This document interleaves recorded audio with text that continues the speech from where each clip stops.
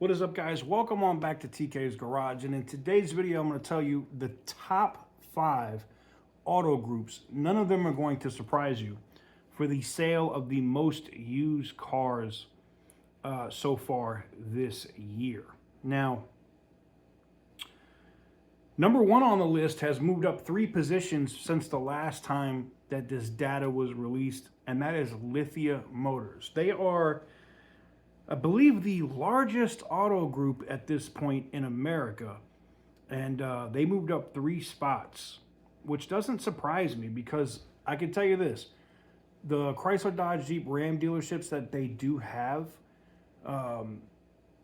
I've seen that they have been selling more or acquiring more used inventory at Manheim and other places to flip those Chargers, Challengers, desirable cars that people actually want at their dealerships. And it goes for the same for number 2 on the list, which is AutoNation, which also gained 1 spot from the last time that this list was published. They're in the number 2 slot. And again, it doesn't surprise me at all. It's not even just Dodge. It's the same thing for BMW. I can tell you that. Like, even the AutoNation dealerships here where I'm at, there's 2 BMW dealerships. They are owned by AutoNation. And yeah, they are focusing heavily on low mileage used BMWs. They CPO them and they sling them suckers left and right. They're selling now with incentives and leases. Yes, they are moving lots of new metal that are leases, but they are selling way more used cars than they are new cars. And that's just what I can see right here locally. I can imagine what they're doing nationally. Number 3 on this group, again, another company doesn't surprise me here, is Penske Auto Group, which has moved up 2 spots. Do you get a theme here? Every single one of these massive auto groups has done what? They've moved up the list selling used vehicles. I mean, it shouldn't come as a surprise, right? I mean, what are you going to do? It's like, if you can't get the profit from the manufacturers and your manufacturer is no longer selling vehicles that your customers want, right? Nobody wants to buy this plug-in crap. Nobody wants EV crap. So then you as a business, you have to go somewhere else to get desirable products that you can flip, sell, and stay alive as a company. Every one of these massive auto groups has done this. Going up the list because they're selling more used cars now than they're selling new cars. Because they make more money off that too. It's just ridiculous, man. Number 4 on the list, again, another group that's moved way up the list, Group 1 Automotive. Going up the list 3 spots, so they were at number 7. They are now at number 4.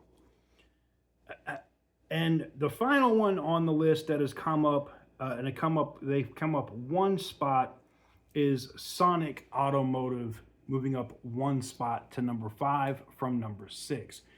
None of this actually surprises me. I'll give you an example. I saw a Dodge dealership that I've had good communications with here in town, right? I was out at a Manheim auction and they were there. They have a buyer there, and they were bidding on like every V8 Challenger, Charger that was coming through, right? If it was something that they could, rehab or put back together or peel a wrap off and be able to flip it, they would. And I got to sit there and talk with this guy, and he literally was like, yeah, like they make more, they'll buy, I'll give you an example, like a regular RT Charger, right? A regular V8 5.7 liter Hemi Charger. They'll pick that thing up at the auction at Manheim for like 12 to 15,000, depending on what the mileage is, maybe as high as 20. It just depends, right? And the trim and the options. But let's just say 15,000.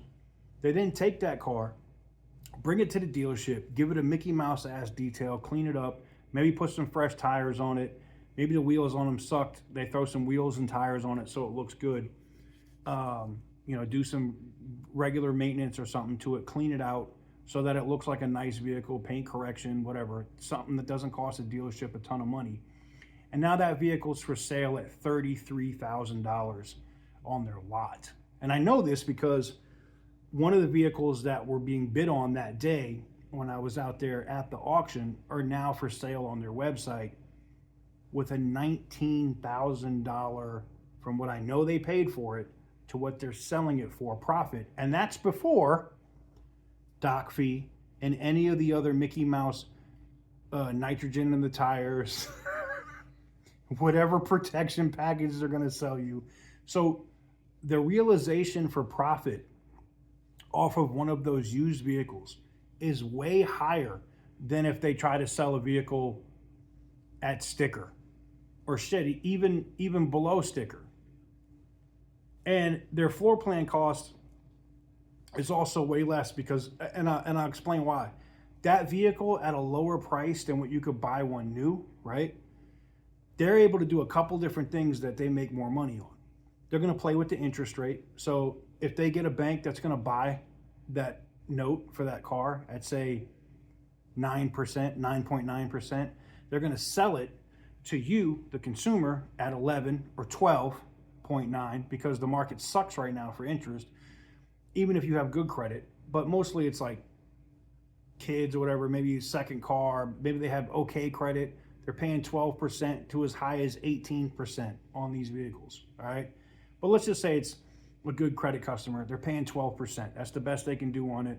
They take the deal from the dealership. The dealership makes 3% off that loan on the back end automatically, just off the deal. Boom, 3%.